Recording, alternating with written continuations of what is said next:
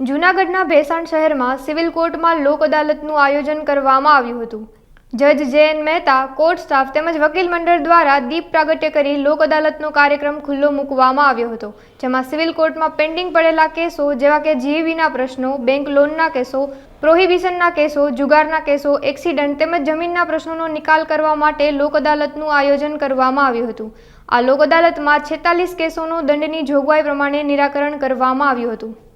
આજરોજ 22 જૂન 2024ના રોજ ભેસાણ તાલુકા ડિસ્ટ્રિક્ટ જૂનાગઢ ખાતે લોક અદાલતનું આયોજન થઈ રહ્યું છે અને એમાં રેગ્યુલર પેન્ડિંગ કેસો તથા પ્રી-લિટિગેશનના કેસો, જેમાં એસબીઆઈ તથા પીજીવીસીએલ કંપનીના કેસો જે પ્રી-લિટિગેશનમાં મૂક્યા છે એમાં સુખદ સમાધાન થાય એવા પ્રયત્નો કરી અને લોક અદાલત માટેની કામગીરી સફળ બનાવવા માટેનો એક ભાગરૂપે આજે નાલસાની ગાઈડલાઇન મુજબ લોક અદાલતનું આયોજન થઈ રહ્યું છે।